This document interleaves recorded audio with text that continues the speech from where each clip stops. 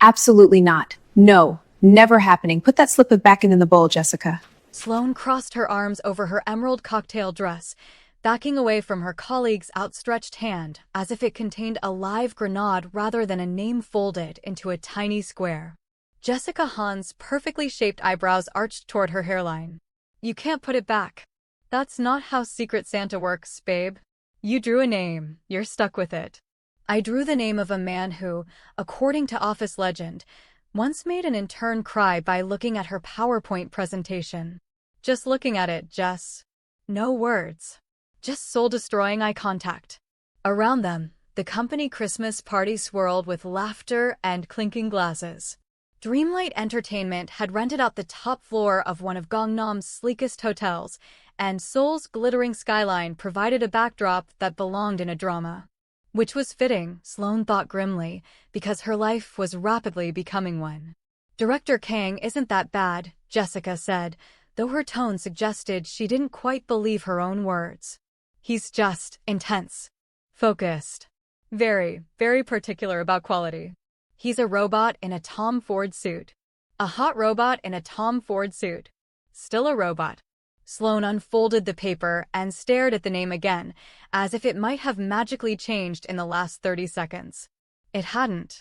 Kang Jihoon stared back at her in Jessica's loopy handwriting.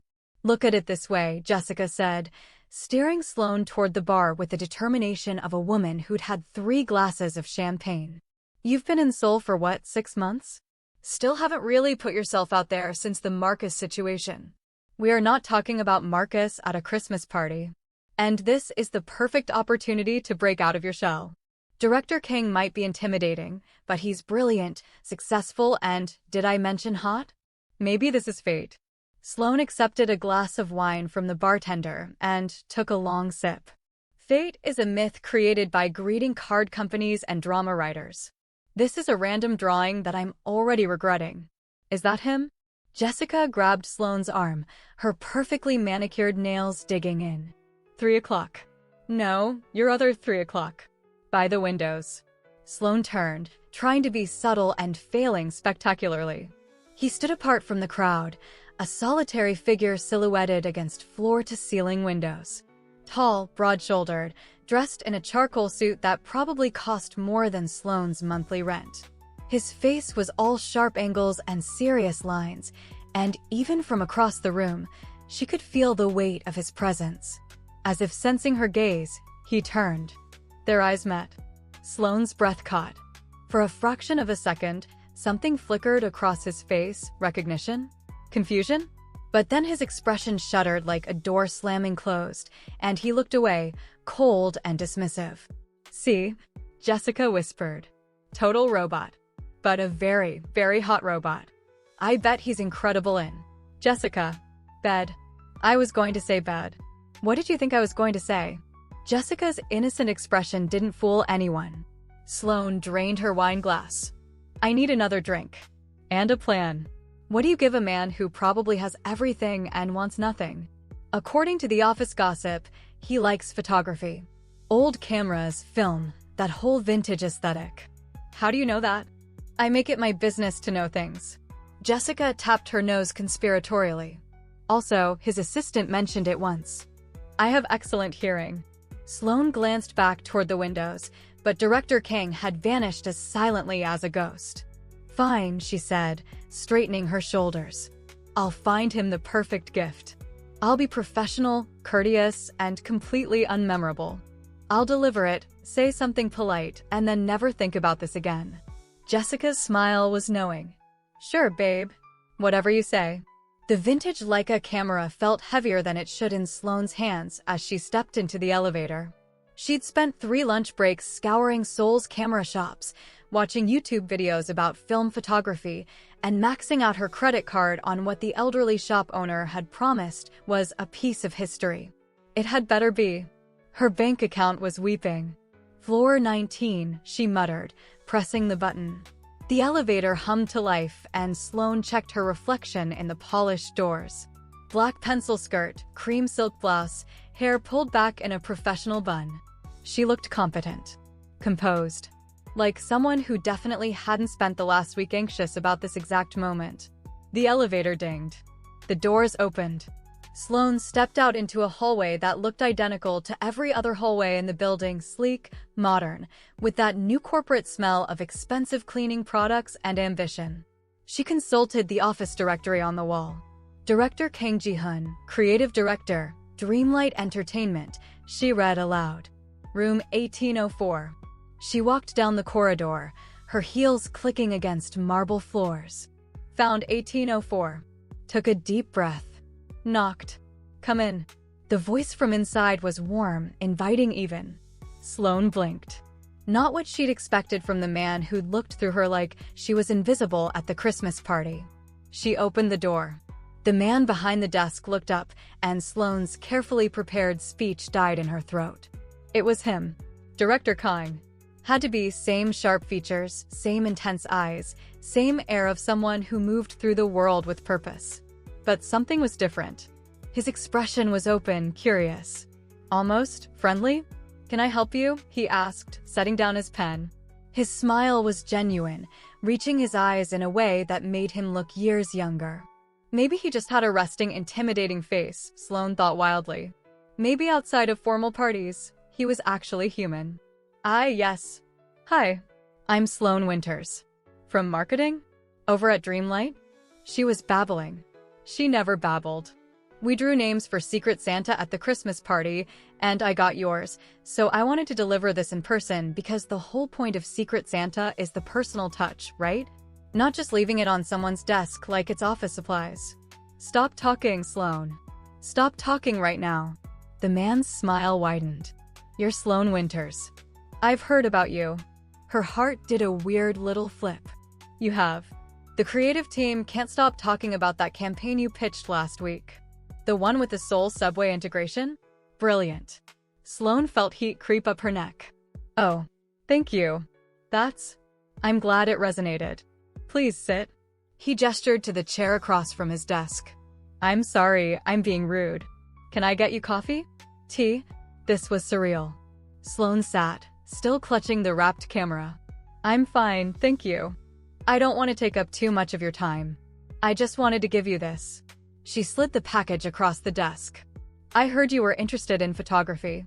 He picked up the gift with careful hands, and Sloane noticed details she'd missed at the party. The way his fingers were long and elegant, the small scar on his left hand, the expensive watch that probably cost more than her entire wardrobe. You didn't have to go to any trouble, he said softly. It wasn't trouble. I like finding the right gift for people. It's like solving a puzzle, figuring out what someone would actually want versus what's just polite.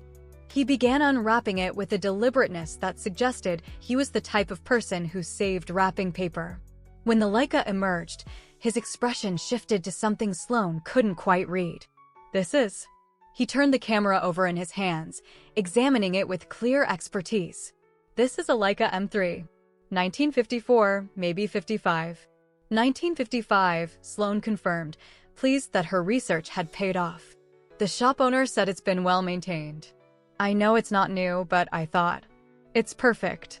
He looked up at her, and the intensity in his gaze made her breath catch. Truly, this is incredibly thoughtful. They sat there for a moment, and Sloane became acutely aware of how quiet the office was. How close they were sitting. How his cologne, something clean and woodsy, was doing strange things to her concentration. I should go, she said, standing abruptly. Let you get back to work. Of course. He stood too, still holding the camera like it was precious. Sloane, can I ask you something? Sure. Why did you deliver this in person? You could have left it with my assistant. Sloane considered the question. Honestly? Because everyone keeps telling me how intimidating you are, and I thought maybe if I did this face to face, I'd see that you're just a person. That maybe the scary reputation is just armor. Something flickered across his face, surprise, maybe, or recognition. And? What's your verdict? I think, Sloane said slowly, that people are usually more complicated than their reputations suggest. His smile this time was smaller, more private. I think you might be right about that. Minho sat alone in his office long after Sloane left, the Leica camera on his desk like an accusation. He should have corrected her immediately. Should have said, I'm sorry, there's been a mistake. I'm not Jihoon. My brother works upstairs. 5 words. Simple, straightforward, honest. Instead, he lied by omission. And worse, he'd enjoyed it. When was the last time someone had looked at him, really looked at him, without the weight of expectations or fear? When had someone last sat across from him and talked to him like he was just a person? His phone buzzed. A text from Jihoon. Quarterly reports need revision. Sending them down. Minho stared at the message. At the camera. At the business card Sloane had left on his desk, her name embossed in simple letters, Sloane Winters, Senior Marketing Coordinator. He picked up his phone. Minho, need to talk. Tonight. Your place. Jihoon, what's wrong? Minho, I may have done something stupid. Jihoon, how stupid?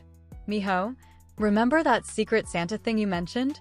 The typing indicator appeared, disappeared, appeared again. Jihoon, don't tell me you actually participated. Minho, worse. Someone thought I was you. I didn't correct them. A long pause. Jihoon, Minho, what did you do? Minho looked at the camera again. At the care that had gone into choosing it. The way Sloane's eyes had lit up when she explained her puzzle theory.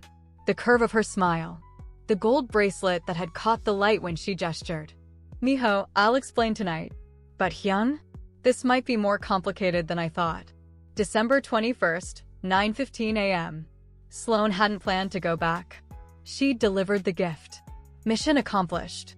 There was absolutely no reason to visit Director Kang's office again, especially not with 2 coffees from the expensive place on the ground floor and a flimsy excuse about following up on the creative team's feedback.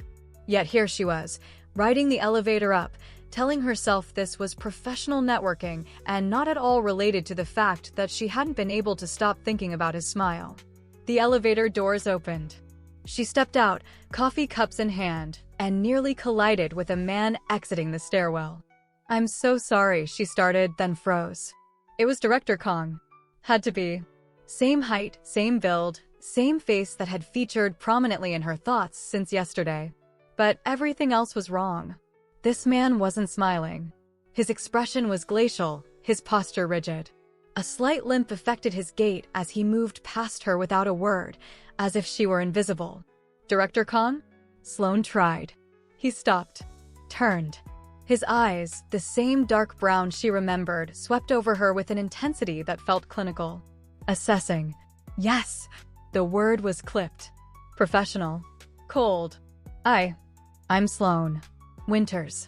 From marketing. We met yesterday. Something shifted in his expression. Confusion, maybe. I don't believe we've met. Sloane's brain stuttered. At your office? I brought you a camera? We talked about the subway campaign. The confusion deepened. Then, carefully, he said, I think there's been some mistake. I haven't been in my office since Wednesday. I've been at the Busan location. The coffee cups suddenly felt very heavy in Sloane's hands. But you were there. Room 1804. You said the creative team had been talking about my campaign. Room 1804, he repeated slowly, is my brother's office. Minho works for Star Vision Media. They have offices on 18. Dreamlight is on 19. Oh no.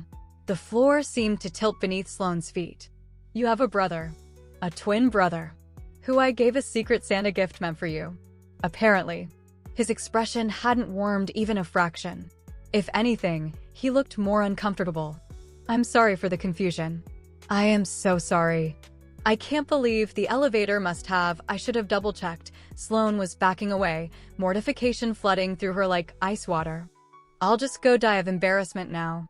Maybe throw myself into the Han River. Please forget this entire conversation happened. For the first time, something that might have been amusement flickered across his face. That seems excessive. You clearly don't understand the depths of my humiliation right now. Sloane punched the elevator button frantically. I gave an expensive gift to a complete stranger who then pretended to be you for some reason, and now I'm having a mental breakdown in a hallway while holding 2 coffees that cost $12 each. He pretended to be me? The elevator dinged. Sloane practically dove inside. Apparently. Which is weird, right? Who does that? Unless, oh god, was he just being polite? Did he think correcting me would be more awkward? Is this a cultural thing I don't understand because I've only been here 6 months and I'm still figuring out Korean office etiquette? Director King, the real Director King, stepped forward, catching the elevator door before it could close. Sloane. Hearing her name from this version of him did strange things to her nervous system. His voice was rougher than his brother's, each word weighted differently. Yes, she squeaked. It's not a cultural thing. My brother. He paused, seeming to choose his words carefully. Minho has his own reasons for doing things. I'll speak with him. You don't have to. I'll speak with him, he repeated, and this time it sounded like a promise. Or a threat. And Sloane? The subway campaign really was brilliant. I read the brief. The elevator doors closed before she could respond, and Sloane was left staring at her own flushed reflection in the polished metal, her brain trying to process what had just happened. There were 2 of them, identical twins, and she'd managed to get them mixed up within 5 minutes of trying to deliver a secret Santa gift. Her phone buzzed. A text from Jessica. How did the gift delivery go? Sloane stared at the message, then at the 2 coffee cups in her hands, then at the floor indicator showing she was descending past 18. On impulse, she pressed the button for 18. Wait. Before Sloane makes the biggest mistake of her professional life, let me ask you something, my soul stories lovers. If you're new here, smash that subscribe button because trust me, you do not want to miss what happens next. And drop a comment telling me, what time are you watching this? Is it 3 a.m.? Should you be sleeping? Also, how's Christmas over there? Are you cozy with hot chocolate or sweating in summer somewhere? Let me know. Now, back to the chaos. Minho was reviewing a marketing deck when his office door burst open. You, Sloane said, marching in with the force of a small hurricane, owe me an explanation. He set down his tablet carefully, noting the fire in her eyes, the high color in her cheeks, the way she'd apparently brought him coffee despite being furious. I can explain. I just ran into your brother. The actual Director Kong. The one I was supposed to give the camera to. She set both coffees on his desk with enough force to slosh liquid onto the polished wood. He told me you work for a rival company, which means I accidentally gave confidential information to a competitor, and also, why didn't you correct me? I was going to. When? After I made a complete fool of myself? After I came back here like an idiot because I thought, she stopped abruptly, as if realizing she'd been about to reveal something she hadn't intended. Minho stood, rounding the desk. Thought what? It doesn't matter. It matters to me. They were close now, close enough that he could see the gold flecks in her brown eyes, the way her chest rose and fell with agitated breaths.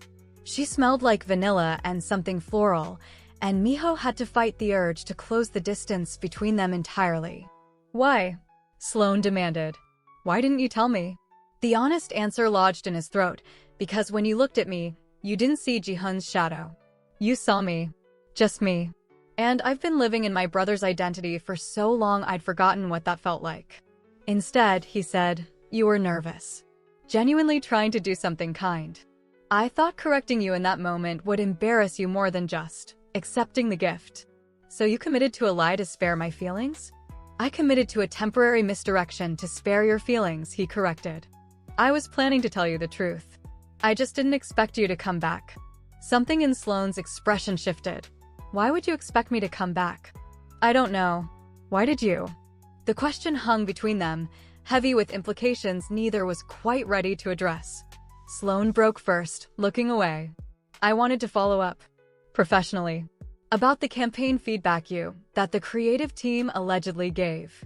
Right. Professionally. Yes. Professionally. And the coffee? Common courtesy. Both cups. Sloane's cheeks flushed darker. I didn't know which you'd prefer. That's just being thorough. Minho couldn't help it. He smiled. You're a terrible liar. Says the man who impersonated his own brother. I didn't impersonate him. I just didn't correct a mistaken assumption. That's literally the definition of impersonation. They were arguing, but Minho realized with a start that he was enjoying it. The fire in her voice. The way she gestured emphatically, her bracelet catching the light. the stubborn set of her jaw that suggested she'd been fighting battles her whole life and had no intention of stopping now. "You're right," he said finally. "I should have told you immediately. I'm sorry." The fight seemed to drain out of her. "Don't apologize. It makes me feel bad for yelling. You're allowed to yell. I earned it." Sloane picked up one of the coffee cups, the caramel macchiato, and took a sip. "So what now?"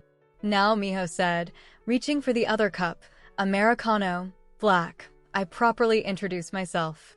I'm Kong Minho, marketing director for Star Vision Media. My brother Jihoon works upstairs at Dreamlight as creative director. We're twins, obviously. I'm the charming one. And humble, too. It's one of my best qualities." He extended his hand. "It's nice to officially meet you, Sloane Winters." She looked at his hand for a long moment before taking it. Her grip was firm, confident. "Sloane is fine. And for the record, I'm still mad at you." "Noted. And I want that camera back so I can give it to the right person." "Absolutely not." Her eyes widened. "Excuse me. You gave it to me. I'm keeping it." Minho gestured to where he'd placed it on a shelf, already loaded with film. "I took 3 rolls yesterday. The quality is incredible. You can't just keep a gift that wasn't meant for you. Watch me." They stared at each other, and Minho watched the exact moment Sloane realized he was messing with her. Her expression shifted from outrage to reluctant amusement. "You're infuriating," she said, but there was no heat in it. "Add it to my list of best qualities." He gestured to the chair. "Sit. Drink your overpriced coffee. Tell me about this subway campaign that has my brother so impressed." "I'm not staying. You brought 2 coffees." A momentary lapse in judgment. "You're still holding the caramel macchiato." Sloane looked down at the cup in her hand as if betrayed by it. Then, with an exasperated sigh, she sat. "Fine. 5 minutes. But only because it's a good campaign and I want to talk about it." Minho settled back in his chair, feeling lighter than he had in months.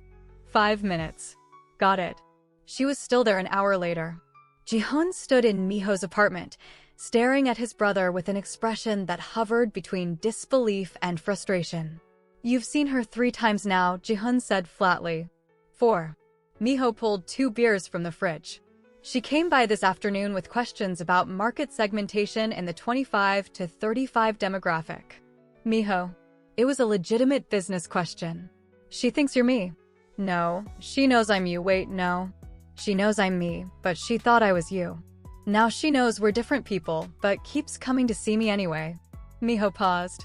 That sentence made more sense in my head. Jihoon accepted the beer but didn't drink it. His twin looked tired, Minho noticed. The limp was more pronounced tonight, which meant his leg was bothering him. It always got worse when he was stressed. "This has to stop," Jihoon said quietly. "Why?" "Because she works for Dreamlight, my company. Because she originally wanted to meet me. Because every time she comes to see you thinking she's building a relationship with me, it's another lie we'll have to untangle." "We," Minho pointed out, "aren't doing anything." "I am. And I'm not lying. She knows exactly who I am now." "Does she know about the switch?" Minho's silence was answer enough. Jihoon set his beer down carefully. "Minho, we agreed. No one can know. I'm not going to tell her about the switch. I'm just getting to know her as myself." "Is that so wrong?" "Yes, if you're developing feelings for her." Minho wanted to deny it. Wanted to say that Sloane was just interesting, that he was simply enjoying the novelty of someone seeing him as himself rather than as Jihoon's stand-in. But Jihoon had always been able to see through his lies. "She's different," Minho said finally. "When she talks, she lights up like someone turned on a switch. She's brilliant and funny, and she doesn't take anyone's shit, not even her own. Yesterday, she argued with me for 20 minutes about brand positioning, and it was the best conversation I've had in years." "You've known her less than a week. Some people make an impression." Jihoon was quiet for a long moment. "Then, I saw her. Yesterday. In the parking garage." Minho's attention sharpened. "And? She didn't recognize me. Just walked right past." Jihoon's expression was unreadable. "But I recognized her." "From where?" "I don't know." Jihoon rubbed his temples, a gesture Minho recognized as frustration. "There's something familiar about her." The way she moves. Her voice. I can't place it. Maybe you've seen her around the building. Maybe.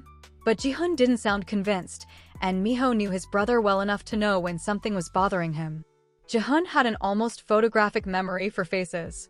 If he thought he recognized Sloane, he probably did. What do you want me to do? Minho asked. Tell her to stop coming by? I want you to be careful. We've been living this lie for 5 years. We can't afford for it to come out now, especially not with the merger talks. Minho hadn't known about merger talks. Starvision and Dreamlight? It's preliminary. But if it goes through, we'll both be in the same company. Our positions will be scrutinized. If anyone discovers we switched, we lose everything, Minho finished. I know. Do you? Jihoon's voice was sharp. Because from where I'm standing, you're making coffee dates with a woman who could unravel our entire lives with one conversation. They're not dates. What are they then? Minho didn't have an answer for that. Jihoon sighed, the fight draining out of him. He sat heavily on the couch, stretching his injured leg. I'm not trying to be cruel. We've worked too hard to build this. I can't go back to that hospital bed, Minho. I can't be that broken person again. And there it was. The truth that haunted both of them. 5 years ago, Jihoon had been creative director at Dreamlight, brilliant, driven, perfect. The accident had shattered more than his body. The trauma, the nightmares, the guilt over the child he'd saved and the life he'd disrupted. It had broken something fundamental in him. The switch had been Minho's idea. A temporary solution to give Jihoon time to heal. Take Minho's easier marketing position at a rival firm. Let Minho handle the pressure of the creative director role. Just for a few months. 5 years later, they were still living each other's lives. No one's asking you to go back, Minho said gently. I'm just asking you to trust me. I won't let this get out of hand. It's already out of hand. You have feelings for her. I have an interest in her. Minho. Fine. Yes. I like her. She makes me laugh. She challenges me. When she walks into a room, I feel like I can breathe properly for the first time all day. Minho met his brother's eyes. But I won't do anything to jeopardize what we've built. I promise. Jihoon studied him for a long moment. Then, reluctantly, he nodded. Just be careful. Both our careers are on the line. And Minho? If she figures out the truth, she'll have every right to be furious. I know. After Jihoon left, Minho sat alone in his apartment, thinking about Sloane. About the way she'd looked at him today when discussing campaign strategies, like he was brilliant, not just competent. Like his opinions mattered. He pulled out his phone and opened Instagram. Found her profile. Most of it was private, but her profile picture showed her laughing at some event, head thrown back, joy radiating from every pixel. His phone buzzed with a new message. Sloane. Still mad about the camera BTW. Just wanted you to know. Minho smiled. Minho, noted. Any chance you're free tomorrow for lunch? I owe you an apology coffee. Sloane. You already bought me coffee today. Minho, apology coffee is different from regular coffee. It comes with pastries. Sloane. Pastries are my weakness. Minho, I'm learning all your secrets. Sloane. Lunch tomorrow. But I'm paying for myself. I don't want you thinking I'm easy to bribe. Minho, would never dream of it. See you at 12? Sloane. 12:30. Some of us have actual work to do. Minho, ouch. Sloane, smiles. An emoji. She'd sent him an emoji. That felt significant, though Minho couldn't articulate why. He set his phone down and stared at the Leica camera on his shelf. Jihoon was right. This was getting complicated. But as he thought about Sloane's smile, the way she'd argued with him about market demographics, like it was the most important thing in the world, the sound of her laugh. Complicated might be worth it. I don't believe you. Sloane pointed her fork at Minho across the table, her expression caught between amusement and disbelief. They'd claimed a corner table at a small Italian restaurant near the office, and what was supposed to be a quick lunch had turned into an extended debate about everything from marketing ethics to whether pineapple belonged on pizza. It's true, Minho insisted, holding up his hands in mock surrender. I once convinced a client that their entire brand identity needed to be based on an octopus. An octopus. They sold athletic wear. How is an octopus relevant to athletic wear? 8 limbs, 8 ways to move, maximum flexibility. Minho grinned at her expression. They bought it. Made millions. You're making this up. I swear on this overpriced pasta that every word is true. Sloane laughed, the sound bright and unguarded, and Minho felt something in his chest tighten. She'd worn her hair down today, soft waves framing her face, and every time she tucked a strand behind her ear, he found himself distracted by the elegant line of her neck. Okay, your turn, he said, trying to regain focus. Most ridiculous marketing campaign you've ever worked on. Easy. My ex, she stopped, her expression flickering. My previous company wanted to promote a luxury watch brand by having influencers wear them while skydiving. The watches weren't waterproof and definitely not designed for extreme sports. Minho noticed the pause, the way she'd corrected herself. Your ex worked in marketing? My ex worked in being a terrible person, but yes, he also worked in marketing. Sloane took a sip of wine. We don't talk about Marcus. Marcus sounds like an idiot. Marcus was an idiot. But he was also charming and convincing, and I was young and thought love meant tolerating someone who made me feel small. She met his eyes. I'm older and wiser now. How much older? Old enough to know when someone's trying to change the subject. Minho raised his hands in surrender again. Guilty. But only because you looked sad, and I've decided I don't like it when you look sad. Something shifted in Sloane's expression. You barely know me. I know enough. I know you bite your lip when you're thinking. I know you organize your thoughts in threes. You did it twice during our meeting yesterday. I know you love your job, but you're nervous about proving yourself in Seoul.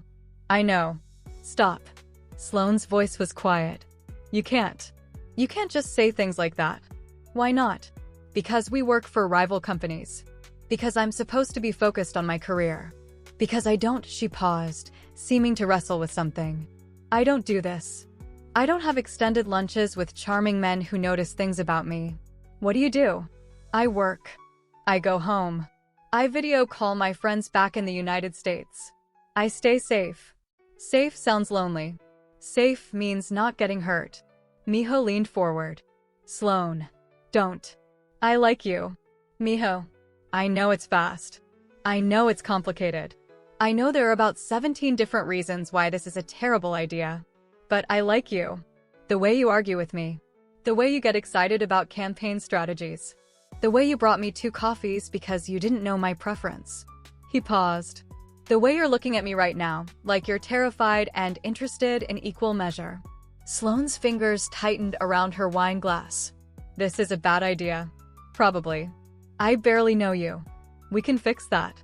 You kept a camera that wasn't meant for you. I'm deeply flawed. You're not even the person I meant to meet. That landed differently than she'd probably intended. Minho sat back slightly. No, I'm not Jihoon. I didn't mean. It's okay. You're right. You came looking for my brother and got me instead. If you'd rather. I wouldn't. The words came fast, almost desperate. Sloane took a breath. I wouldn't rather. That's the problem. I came to meet the creative director everyone's afraid of, and instead I found you. And you're funny and kind, and you actually listen when I talk, and that's not what I was expecting. Is it what you want? The question hung between them like a held breath. I don't know, Sloane said finally. I don't know what I want. 6 months ago, I was in a different country trying to forget a relationship that made me doubt myself. Now I'm in Seoul, trying to build a career, trying to figure out who I am when I'm not defined by someone else's expectations. And I'm complicating that. Yes. Should I stop? Sloane looked at him for a long moment. Then, so quietly he almost missed it, I don't want you to stop. That's what scares me. Minho's phone buzzed. Then buzzed again. He ignored it. For what it's worth, he said, I'm scared too. I haven't felt this way about someone in a very long time. Maybe ever. And I know the timing is terrible and the circumstances are complicated, but Sloane? I think you're worth being scared for. Her eyes went bright. You can't just say things like that. Why does everyone keep telling me that? Because her phone rang, cutting her off. She glanced at the screen and grimaced. It's my boss. I have to take this. Go. I'll get the check. We were supposed to split. Consider it part of my apology for the camera situation. Sloane stood, still holding her phone. This conversation isn't over. I certainly hope not. She answered the phone as she walked toward the restaurant's entrance, her posture shifting into professional mode. Minho watched her go, then signaled for the check. His own phone buzzed again. 3 messages from Jihoon. Jihoon, we need to talk. Jihoon. Merger meeting moved up. Tomorrow. Jihoon, this is serious, Minho. Call me. Minho's good mood evaporated. A merger meeting tomorrow meant decisions about organizational structure, leadership positions, redundancies. It meant scrutiny of every director-level position at both companies. It meant their secret was about to become a lot harder to keep. He paid the check and stepped outside to find Sloane finishing her call. Her expression had shifted to something focused and determined. Problem, he asked. Opportunity. The VP wants to move my Subway campaign to a full-pitch presentation. If it goes well, it could mean a promotion. She looked both excited and terrified. It's happening next week. That's amazing. Congratulations. I'm going to throw up. Very professional. She laughed, some of the tension leaving her shoulders. Sorry. I get nervous about presentations. It's a whole thing. You'll be brilliant. You don't know that. Yes, I do. I've seen you work. You care about every detail. You'll be amazing. Minho wanted to reach for her hand, but kept his own hands in his pockets. When is it? December 28th. Right after Christmas. Would it help to practice? Run through it with someone. Are you offering to be my practice audience? If you want. Sloane studied him. Why are you being so nice to me? Because I like you. We've established this. No, I mean, you're a marketing director at a rival company. You should want me to fail. I'm a marketing director at a rival company who thinks you're incredible and wants to see you succeed. These things aren't mutually exclusive. They should be. Maybe. But they're not. Sloane's phone buzzed. She glanced at it and sighed. I have to get back. But Minho? Yeah. Thank you. For lunch. For listening. For. She gestured vaguely between them. Whatever this is. Anytime. She started to walk away, then turned back. Tomorrow night. If you're serious about helping me practice, I could use a brutal audience. How brutal are we talking? Imagine you're a board member who hates everything and wants to see me fail. So, I should channel Jihoon? Sloane's laugh echoed down the street. Exactly. 7 p.m.? There's a cafe near my apartment. I'll text you the address. It's a date. It's a practice session. Right. A practice session. That I'm looking forward to. Professionally. Minho? Yeah. Stop making me smile. I'm trying to be professional. No promises. He watched her walk away, her gold bracelet catching the December sun, and tried not to think about how much trouble he was in. Jihoon couldn't sleep. He tried. Read reports, reviewed presentations, even attempted meditation. Nothing worked. His mind kept circling back to the same impossible thought. He knew her. Not knew of her, knew her. Had met her before. But where? When? He pulled up Dreamlight's employee database on his laptop, found Sloane's file. She's African. Age, 28. Education, BA in Marketing from NYU, Master's in International Business from UCLA. Previous employment, various firms in the US and South Africa. Hired by Dreamlight's Seoul office 6 months ago. Nothing in her file triggered recognition. Yet when he'd seen her in that parking garage, something had sparked. Her voice. The way she moved. That gold bracelet. The bracelet. Jihoon stood abruptly, ignoring the protest from his bad leg, and went to his closet. Pushed past suits and shirts to the shoebox in the back. Inside, personal items from the accident. Things the hospital had saved. Things he'd never been able to throw away. A watch with a cracked face. His torn wallet. And a small plastic bag labeled Evidence, Personal Effects. Inside the bag, a broken clasp from a gold bracelet. He'd been holding someone's hand when the second car hit him. A woman. She'd been speaking English, keeping him conscious, telling him to stay with her. He remembered her voice more than her face, calm, warm, with an accent he couldn't place through his delirium. The paramedics said she'd left before they arrived. No name, no contact information. Just a broken bracelet clasp that had come off in his grip. Jihoon held it up to the light now, studying the delicate gold work, the small engraving on the inside, SW. SW. Sloane Winters. No, it was impossible. Seoul was a city of millions. People wore gold bracelets. Initials overlapped. This was coincidence, not connection. But Jihoon had learned to trust his instincts, and every instinct was screaming that this mattered. He picked up his phone and opened the text thread with Minho. Jihoon, tell me about Sloane's bracelet. 3 dots appeared immediately. Minho was still awake. Minho, why? Jihoon, just tell me. Gold? Any distinctive features? Minho, yeah, it's gold. Delicate. She wears it every day. I asked about it once. She said it was a gift from her grandmother. Why are you asking about Sloane's jewelry at midnight? Jihoon, does it have an engraving? Minho, I don't know. I'm not in the habit of examining women's accessories that closely. Hyung, what's going on? Jihoon stared at the broken clasp in his hand. This was insane. The chances of Sloane being the same woman from 5 years ago were astronomical. Seoul had a population of 10 million. People didn't just randomly reconnect with strangers from traumatic accidents. Except, she'd been visiting Seoul 5 years ago. He knew this because Minho had mentioned she'd moved here from the US 6 months ago. And the accident had happened during the holiday season. Christmas Eve. What were the chances she'd been in Seoul at Christmas 5 years ago? Jihoon, I need to know if it's the same bracelet. Minho, what bracelet? You're not making sense. Jihoon, from the accident. Someone was with me, held my hand while we waited for help. Her bracelet broke. I've had the clasp all this time.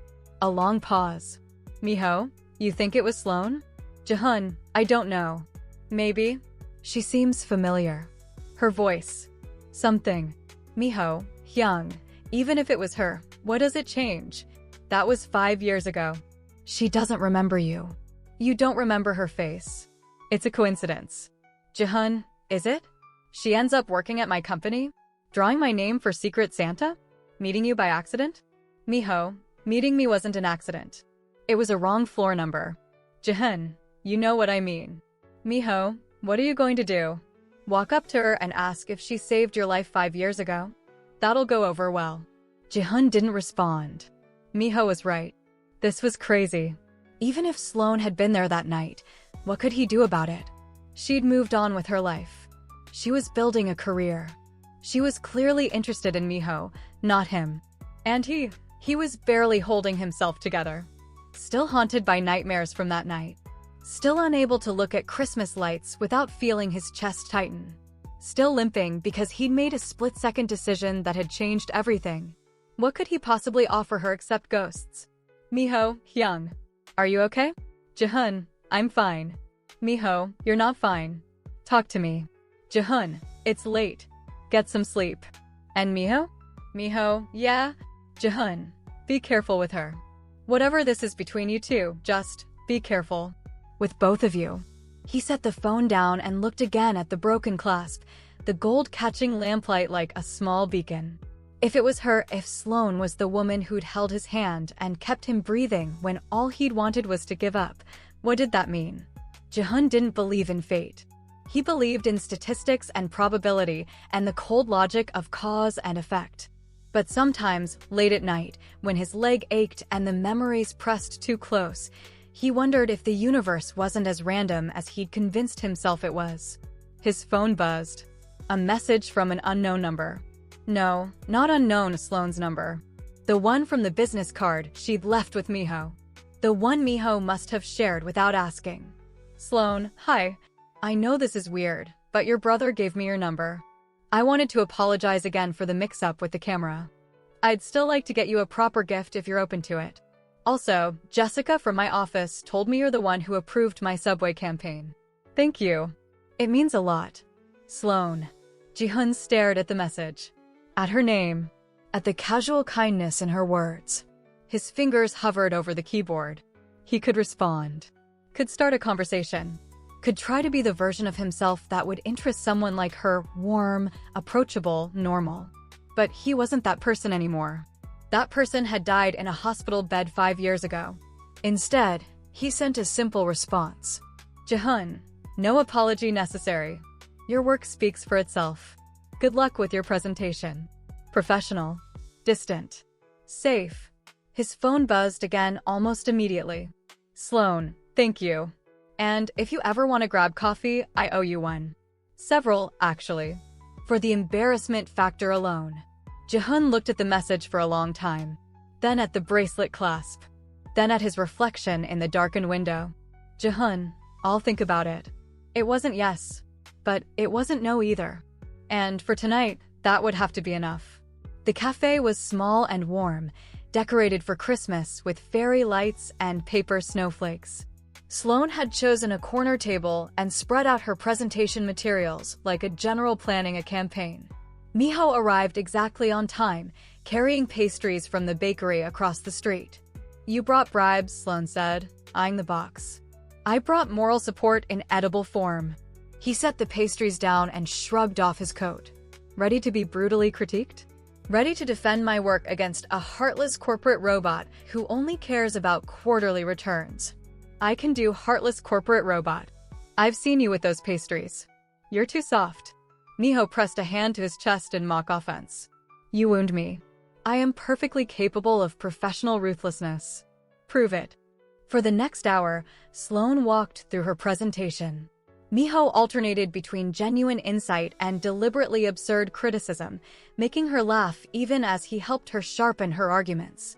By the time they finished, her slides were marked up with notes and her confidence had grown from terrified to merely nervous. Better? Minho asked. Much. Thank you. Sloane closed her laptop. You're good at this. The teaching thing. I like seeing people succeed, especially people I care about. There it was again. That casual honesty that made Sloane's heart skip. Minho, I know. Too much too fast. I'm working on it. No, she took a breath. I was going to say thank you. For caring. It's been a long time since someone cared about my success without wanting something in return. I want something in return. Oh, I want you to trust me. Even though we barely know each other. Even though the circumstances are weird. I want you to believe that this, he gestured between them, is real for me. Sloane's throat felt tight. It's real for me too. That's what scares me. Outside, snow had started to fall. Through the cafe windows, Seoul transformed into something magical. Christmas Eve. 5 years ago, she'd been in this city, watching snow fall just like this. Watching it turn red with blood as she held a stranger's hand and begged him to stay conscious. She'd never told anyone about that night. About the man who'd saved a child and been struck by another car for his heroism.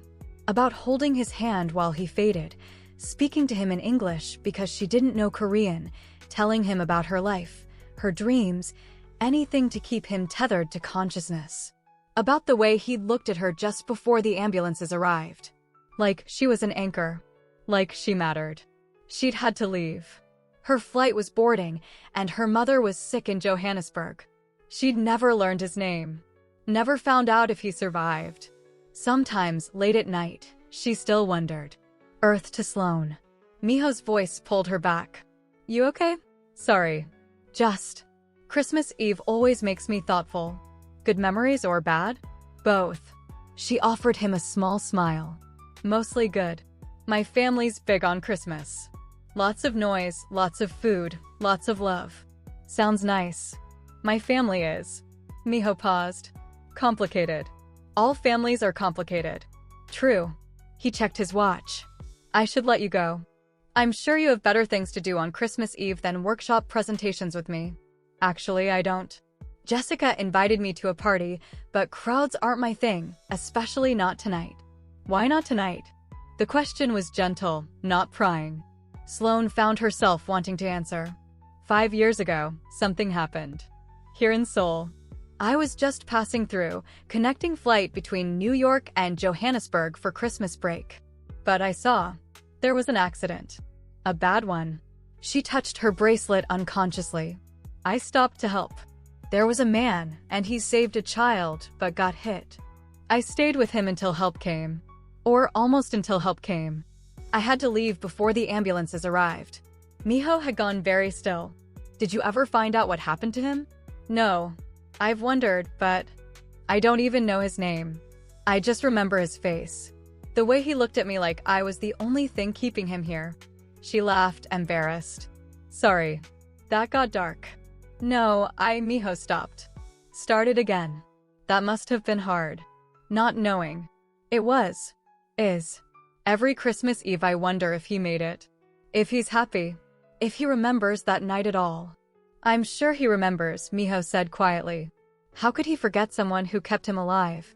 They sat in silence for a moment, snow falling outside, warmth and light surrounding them inside. Sloane, Minho said finally. There's something I need to tell you. About me and Jihoon. About? His phone rang. He glanced at the screen and his expression shifted to something that might have been relief or regret or both. It's Jihoon. I'm sorry, I have to. Take it. It's fine.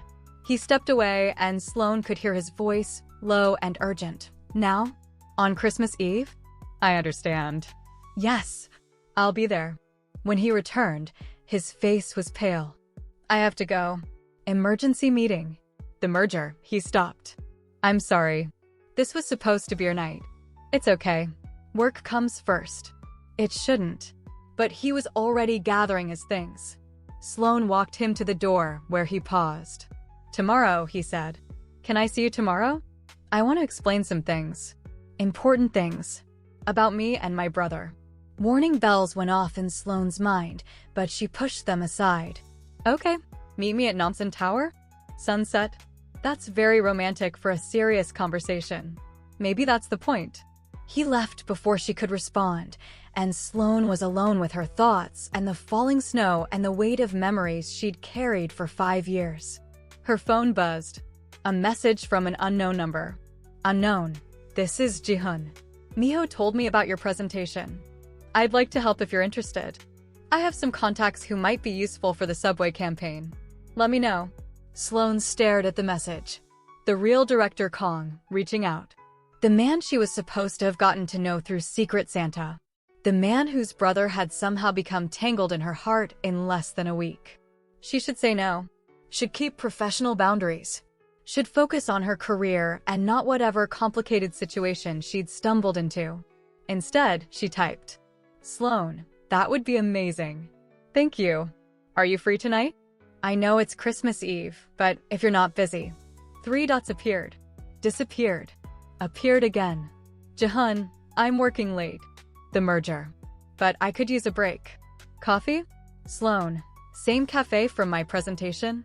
I'm actually here now. Jihoon, give me 20 minutes. Sloane set down her phone and looked out at the snow. Somewhere in the city, Minho was heading to an emergency meeting. Somewhere, his twin brother, the man she was supposed to have connected with, was coming to meet her. And somewhere in her memory, a man with a stranger's face looked at her like she was worth surviving for. Christmas Eve in Seoul. 5 years later. The universe had a strange sense of humor. Jihoon arrived at the cafe 18 minutes later, slightly out of breath, his limp more pronounced than usual. Sloane watched him through the window as he paused outside, seeming to gather himself before entering. When he walked in, she was struck again by the differences between the brothers. Where Minho moved with easy confidence, Jihoon was careful, controlled. Where Minho smiled readily, Jihoon's expression was guarded. But there was something else. Something that made her breath catch. His eyes. The way he looked at her, not through her, not past her, but at her with an intensity that felt like recognition. Thank you for meeting me, he said, sitting across from her. His voice was rougher than Minho's, as if he used it less. Thank you for coming. I know you're busy. Busy is overrated. Sometimes. He ordered coffee when the waitress came by. Black, no sugar. Minho said you needed help with campaign contacts? Yes. The subway campaign. But honestly, I'm not sure why you'd help. We barely know each other. True. But your work is excellent. And, he paused, I believe in investing in talented people. Very professional. Is there another reason I should have? It was a challenge, subtle but clear. Sloane met his eyes. Your brother thinks so. My brother has opinions about many things. Including me? Especially you. They sat in loaded silence. Then Jihoon said, he cares about you. I can see why. You barely know me. I know you brought him a thoughtful gift meant for me. I know you visited his office 4 times in a week despite being embarrassed by the initial mistake. I know you're driven enough to practice presentations on Christmas Eve. He leaned forward slightly. And I know you saved someone's life 5 years ago today. The blood drained from Sloane's face. Minho told you. He mentioned it. Not many details. Just that you witnessed an accident here in Seoul. On Christmas Eve 5 years ago. Sloane's hand went to her bracelet. It's not something I usually talk about. Why tell Minho? I don't know. He asked why I didn't like Christmas Eve. And she looked out at the snow. I wanted him to understand that this day means something different to me now. Jihoon was quiet for a long moment. Then, the man you helped. Did you ever wonder what happened to him? Every year. Every Christmas Eve. I wonder if he survived. If he recovered. If he ever thinks about that night. I'm sure he does. There was something in his voice, a weight, a certainty, that made Sloane look at him sharply. How could you possibly know that? Jihoon didn't answer immediately. His coffee arrived, and he wrapped his hands around the cup as if seeking warmth. Outside, snow continued to fall, transforming Seoul into a winter painting. Finally, he spoke, because I was that man. And Sloane? I've thought about you every single day since. No. We are not ending it there. My Soul Stories lovers, if you're screaming at your screen right now, drop a comment and tell me Team Minho or Team Jihoon. Who would you choose? The man who makes you laugh or the man you saved? Because part 2 is dropping soon and it's about to get messy. Hit that subscribe button, turn on all notifications, and share this with someone who loves a good love triangle Christmas movie because this story is about to explode. Let me know if you need part 2 immediately. I'll be reading every single comment. Now go share this chaos, subscribe, and I'll see you in the next one where everything falls apart or comes together. You'll just have to wait and see. Bye, my loves. Merry Christmas.